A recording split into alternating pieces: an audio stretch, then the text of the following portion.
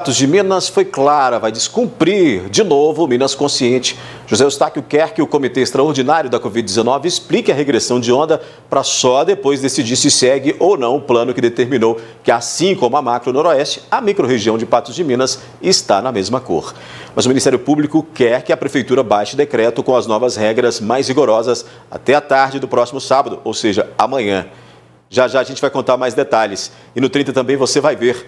Sem visitas nem remotas, familiares de detentos do presídio de Patos de Minas cobram por respostas. Vamos falar de futebol, né? O Galo despachou o tricolor no Gigante da Pampulha. Tem mais na edição do 30 Minutos dessa sexta-feira que começa a partir de agora.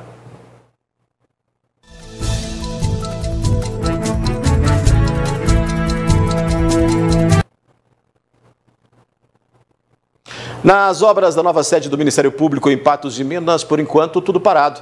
Mas o Procurador-Geral de Minas Gerais acredita que até 2021 o local será entregue. A empresa responsável pela obra era a Construtora Ambiental de Belo Horizonte.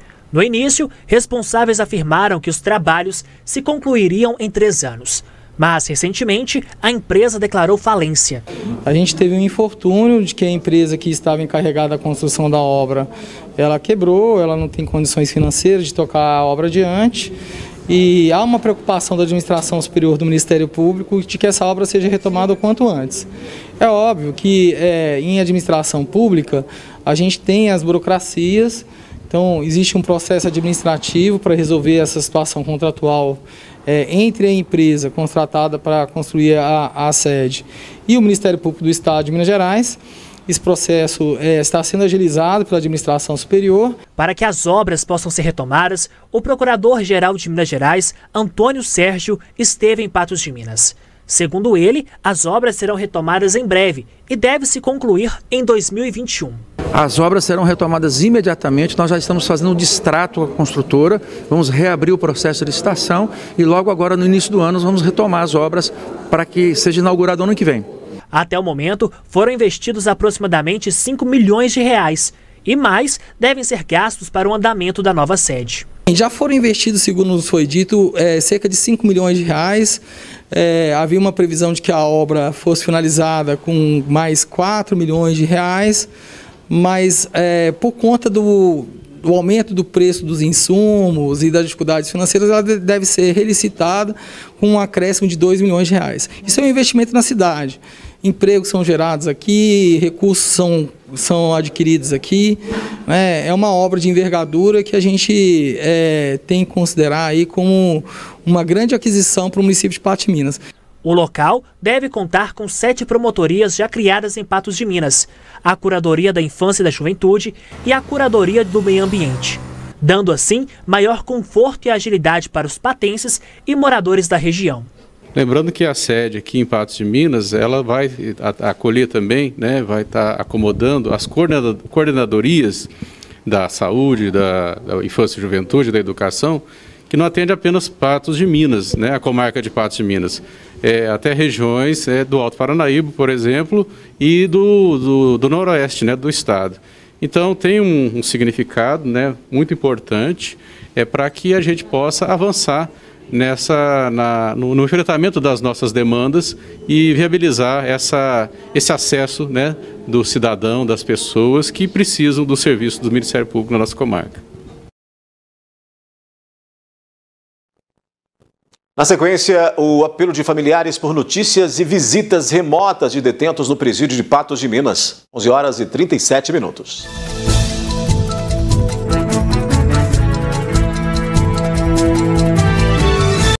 Neste sábado, a Agência Central da Caixa Econômica Federal, da Rua Olegário Maciel, vai abrir. O atendimento à população será de 8 ao meio-dia e serão realizados ali o pagamento do auxílio emergencial e do saque emergencial do FGTS. Com isso, o que ocorre?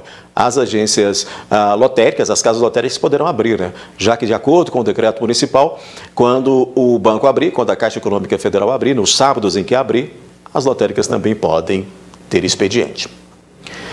Familiares reclamam de falta de informação de detentos que cumprem pena no presídio Sebastião Satiro.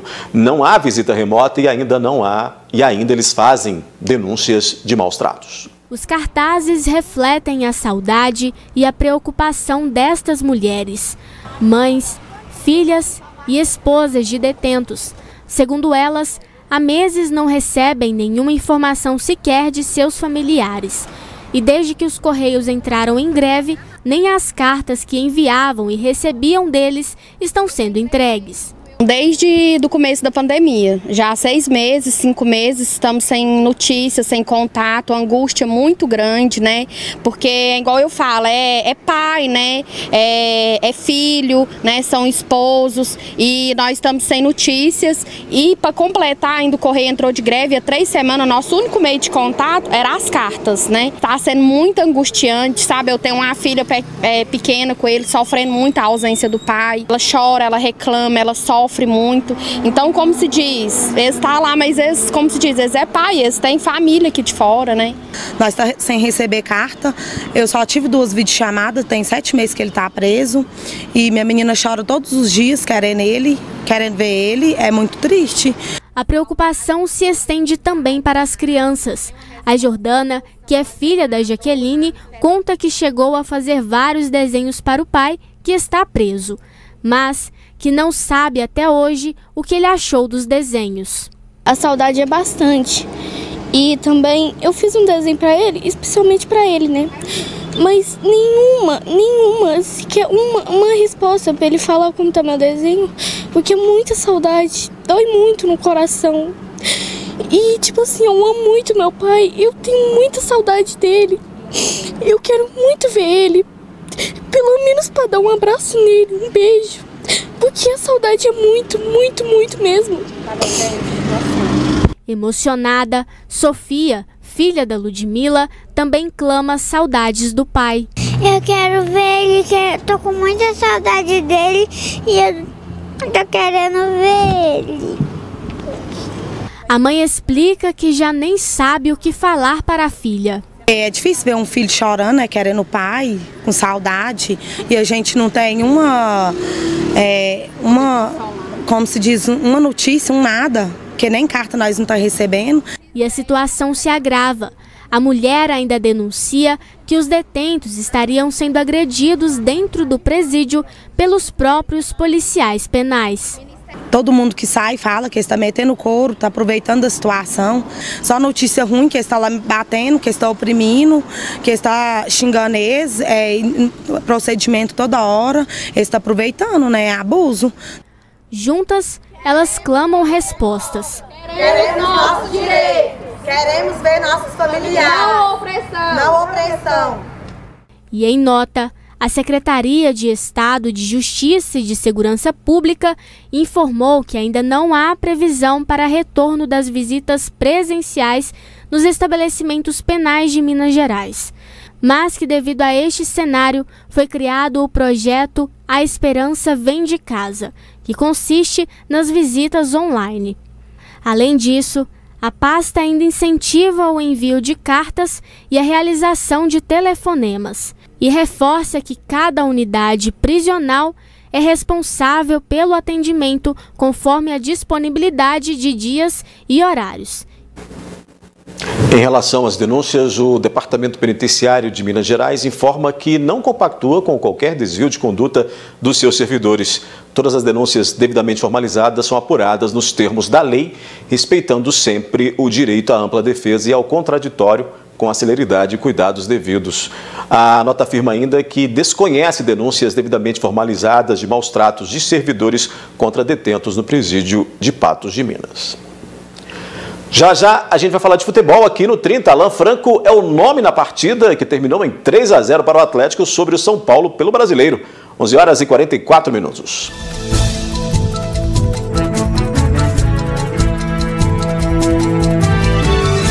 O Atlético parece ter engrenado a marcha de vitórias. Depois de cumprir os jogos da final do Mineiro e faturar o título de campeão, voltou a jogar pelo Brasileirão, enfrentou o vice-líder do campeonato e acirrou ainda mais a disputa entre os primeiros colocados. O Atlético tem menos um jogo que o líder internacional e o São Paulo, que estão acima na tabela. Os jogadores do Atlético parece que, enfim, estão entendendo o esquema de Sampaoli, mas demorou um pouquinho ontem. Nos 30 minutos iniciais da partida, pareciam que estavam ainda anestesiados com o título do Mineiro e tentavam se organizar. Com isso, o time paulista aproveitou e partiu para o ataque. O atacante Luciano mandou a bola para o gol, mas o Bandeira sinalizou dúvida e o árbitro de vídeo entendeu que havia impedimento milimétrico e anulou o gol. Rafael ainda viu muitas bolas chegarem à pequena área, mas nos 60 minutos depois, o Galo despertou. Viu que o São Paulo não estava para brincadeira e o time alvinegro se transformou da água para o vinho. Num dia inspirado, Alan Franco marcou 2 aos 34 minutos, o primeiro.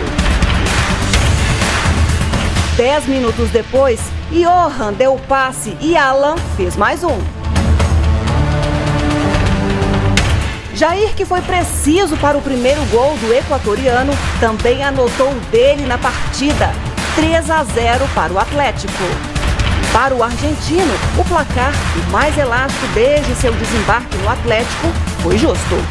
Quando fomos dominados ao princípio do jogo, o equipo seguiu insistindo, pressionando alto, sem nenhum tipo de temor, e encontrou el gol en un momento difícil y después creció en el juego y fue muy superior. Creo que el desarrollo del partido fue ampliamente superior para nosotros y el resultado me parece justo.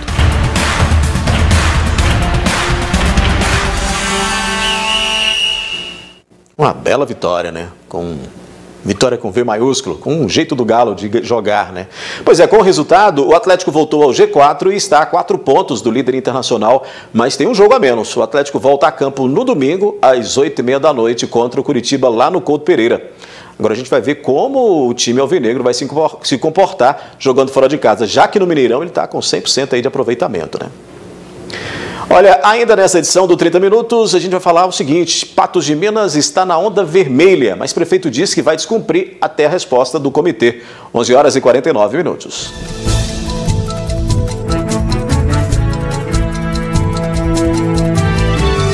A Mais Exames do mês de setembro comemora 1 ano, mas o presente é para você, viu? Com valores promocionais nas consultas com oftalmologista, dermatologista, desconto de 10% nos exames de imagem e 20% nos exames laboratoriais. Gente, a clínica e laboratório Mais Exames é mais completa para você e sua família. Aqui tem laboratório, fazemos coleta domiciliar. Aqui você também realiza sua tomografia. Você realiza endoscopia, raio-x, mamografia e ultrassom para exames e pré-natal. Na Mais Exames realizamos também exames do coração, como eletro, mapa, Holter, teste ergométrico e ecodoppler. Tudo em um só lugar para você. Temos aqui uma equipe médica completa para te atender. Ligue e agende seu exame ou consulta. Mais Exames, mais pela vida. Olha, mas aumento de casos e de mortes de Covid em relação à quinta-feira, de acordo com o boletim epidemiológico do governo de Minas, né? São 3.026 novos infectados e mais 117 mil óbitos confirmados nas últimas 24 horas. Ao todo, são 228.013 confirmações no estado, mais 192 mil estão curados da doença. 30.059 pessoas em Minas estão em acompanhamento e 5.708 mineiros perderam a vida para a Covid-19. A Prefeitura de Patos de Minas já foi clara, vai descumprir de novo o Minas Consciente. O prefeito José Eustáquio quer que o Comitê Extraordinário da Covid-19 explique a regressão de onda só depois de decidir se segue ou não o plano que determinou que, assim como a macro noroeste, a micro-região de Patos de Minas também está na mesma cor. Mas o Ministério Público quer que a Prefeitura baixe o decreto com as novas regras mais rigorosas até a tarde desse sábado. A mudança de ondas da macro-região noroeste foi divulgada na quarta-feira. Depois, o Comitê Extraordinário da Covid-19 decidiu também pela regressão da micro-região de Patos de Minas para a onda vermelha. A nova orientação vigora de 5 a 11 de setembro. Macro-região noroeste, com 36 municípios, mais de 460 mil pessoas, e com 21 municípios aderidos, regride para a onda vermelha. Isso é muito importante, porque esse recuo faz com que diversos segmentos passam a não poder mais abrirem a partir de sábado. Exemplos de municípios: Buritis, Paracatu, Presidente Olegário e por aí vai. A mudança impacta diretamente o comércio.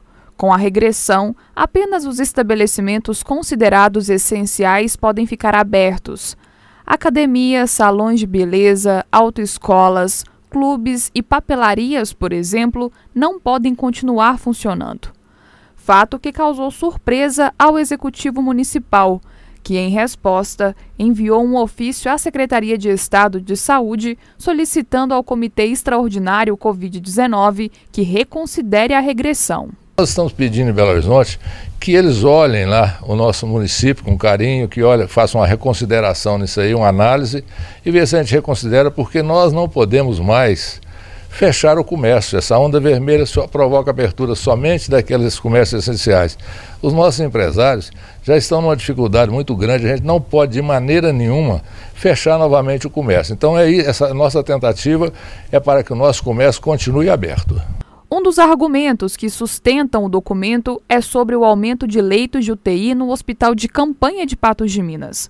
E a Prefeitura de Patos de Minas avisa: vai de novo burlar o Minas Consciente, até que haja uma resposta do comitê sobre o pedido de reconsideração da regressão de onda.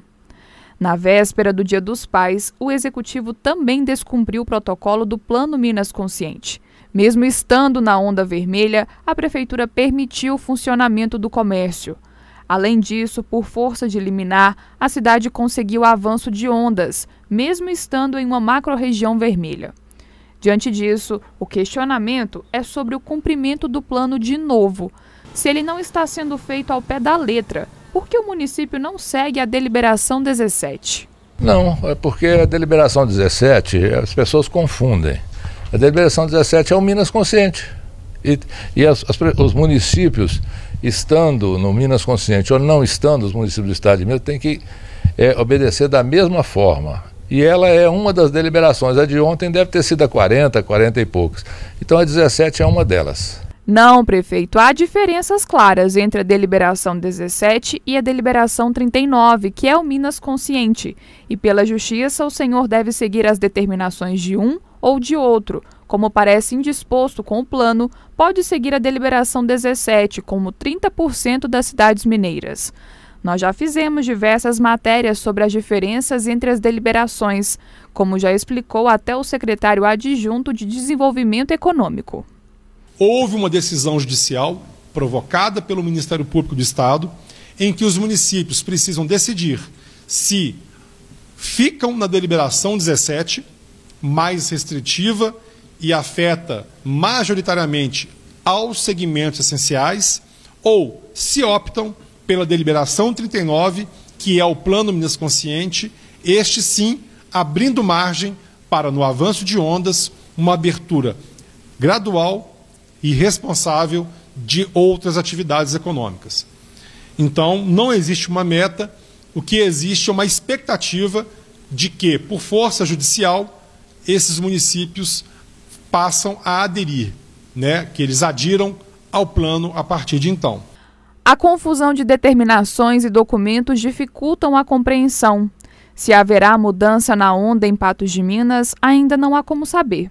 Fato é que a recomendação do Estado é que Patos de Minas volte à onda vermelha do programa e o Ministério Público, até para evitar que a Prefeitura burle de novo o plano, emitiu um ofício recomendando que o município se ajuste à onda vermelha e baixe um decreto em 48 horas, que termina então na tarde de sábado. O prefeito disse que vai pensar. Então essas 48 horas vão vencer no sábado à tarde. Nós vamos analisar, vamos pensar junto com o nosso travesseiro, com o travesseiro aí dos nossos procuradores aí, para fazer uma análise e amanhã cedo então fazer uma reunião e decidir qual o caminho a ser tomado. De maneira nenhuma nós queremos aqui enfrentar a justiça, desrespeitar a justiça, de forma nenhuma.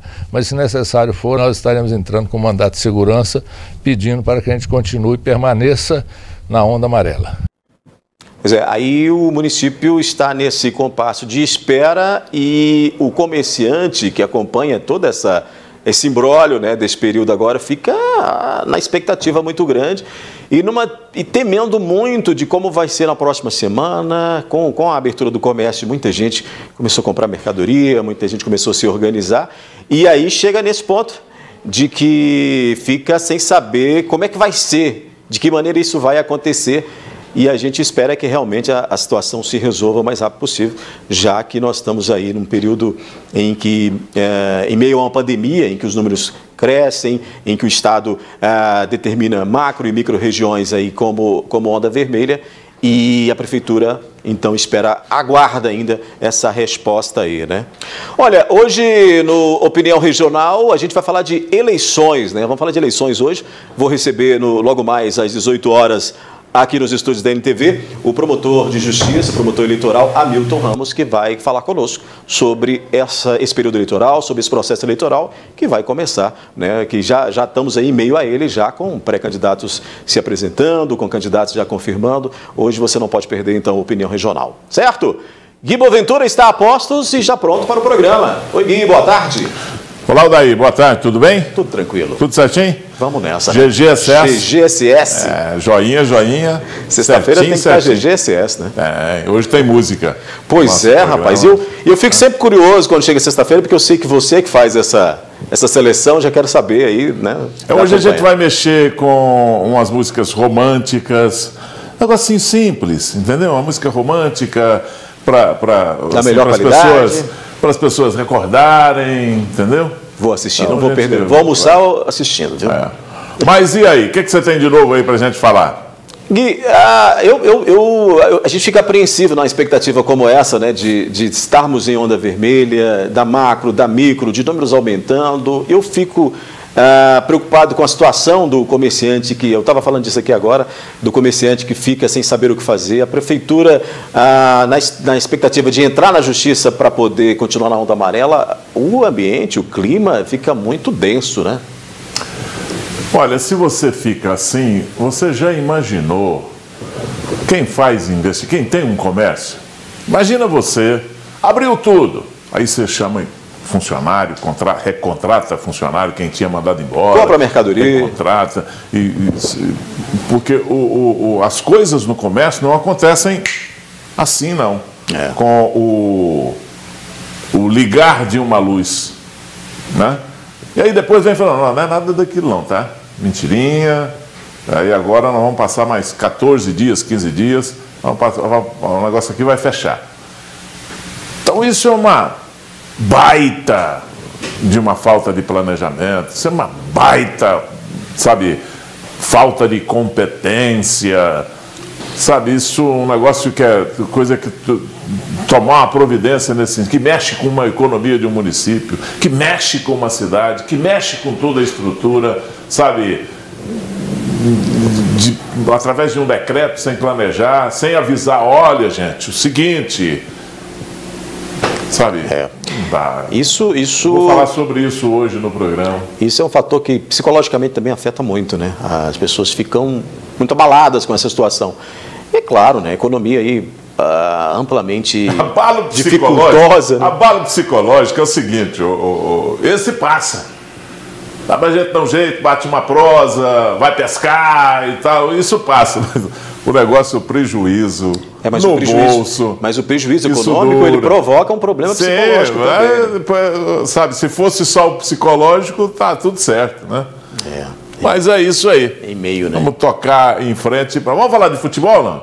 O Atlético ganhou ontem, hein, rapaz? Belo 3-0, hein? Belo jogo. Você viu? Jogando do jeito que o Sampaoli gosta, jogando pra cima e pressionando. Olha aí. Você escutou, né? Tem atleticano lá no Master, hein? Falando saudações alvinegras. Mas aí é o seguinte, eu estou tocando nesse assunto só para te dar uma alfinetadazinha, já que você é cruzeirense. Vamos lá. Que coisa terrível, né, rapaz?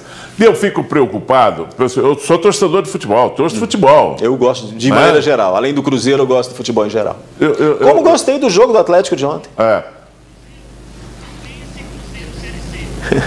O Luiz está falando que o clássico do Cruzeiro vai ser Cruzeiro e Tombense na Série C. Pois é, e aí é o seguinte, o atleticano, ele devia analisar a questão e torcer demais para o Cruzeiro voltar para a primeira divisão. Sabe por quê? Futebol só existe por causa da disputa. Futebol só existe por causa da rivalidade. Sem Cruzeiro, o sozinho, o Atlético, sabe aonde que é o destino do Atlético? Buraco. Vide onde não tem dois times de futebol, a dificuldade que é para um time sobreviver. É ruim. Eu lembro da história do Uberlândia Esporte, que eu acompanhei, todo mundo sabe que eu morei em Uberlândia há muitos anos e tal, e acompanhei, narrei futebol muitos anos e acompanhei. O Uberlândia foi campeão brasileiro quando apareceu o 15 de novembro. Tinha dois times, na época que tinha dois times, aí o time subiu e aí a rivalidade, aquela coisa. Aqui o futebol é o futebol porque tem Mamoré e o RT, e os dois na primeira divisão. O futebol é muito melhor aqui na nossa cidade. Então isso é uma... Sabe, é bom torcer, é bom ganhar do adversário, é bom ganhar do rival, ótimo ganhar. É verdade. Mas você tem que raciocinar com racionalidade, né? Porque não tendo o Cruzeiro aí é muito ruim para o Atlético, para o América, para todo mundo. O torcedor ele é muito apaixonado, né? E aí ele não analisa dessa maneira mais criteriosa, mais técnica, né? Mas ruim o Estado ele fica deficiente. E olha que dois gigantes do futebol, um cai, o outro fica sozinho, e aí realmente... Eu torço para dois times no Brasil infalivelmente, sabe disso, né? Que é o Corinthians, eu sei. Corinthians. Não, contra o Cruzeiro e contra o Atlético. Depois eu torço para o Corinthians. Boa resposta. Não, mas é o seguinte, você vê numa situação dessa, nós precisamos de ter no estado de Minas Gerais bons times de futebol nas outras cidades. Patos tem condição para isso, Uberlândia tem condição para isso, Uberaba tem condição para isso. Vide, fechou as portas do Nacional de Uberaba. Onde está Uberaba? Fechou as portas o Fluminense lá em Araguari. Onde está o futebol de Araguari? Não é nem o Araguari também, né? Então porque perde a referência, né? Sim, é essa rivalidade que coloca o futebol de pé. O futebol existe por causa disso, por causa da rivalidade, por causa do adversário, para ganhar do adversário, é bom demais. Mas o adversário tem que ser forte, porque empurrar coisa na ladeira não é muito fácil. Tomar pé de moleque, aí é fácil. Picolé de menina é muito fácil. Deixa eu alfinetar o Luiz. Então, Luiz, eu conheço, o Luiz deve ter o quê? 20 e poucos anos, 30 anos, o Luiz? Ô Luiz, você teria que nascer pelo menos 2 vezes para ver seu time ser campeão, porque tem mais de 50 que o Galo não ganha o brasileiro. Então, um abraço para você. Ele fica conversando fiado aqui no nosso ponto. Eu tenho que alfinetar ele também, viu? Ok, Luiz? Acho que nem a mãe dele não viu o Galo ser campeão, que ela não tem 50 anos ainda. É isso, Gui. Eu ia falar mais alguma coisa aqui, mas não dá tempo, depois vai virar polêmica. Deixa pra lá, né? Depois eu falo pra você, viu, ô Luiz? Um abraço pra você, Odair. Até mais. Até mais.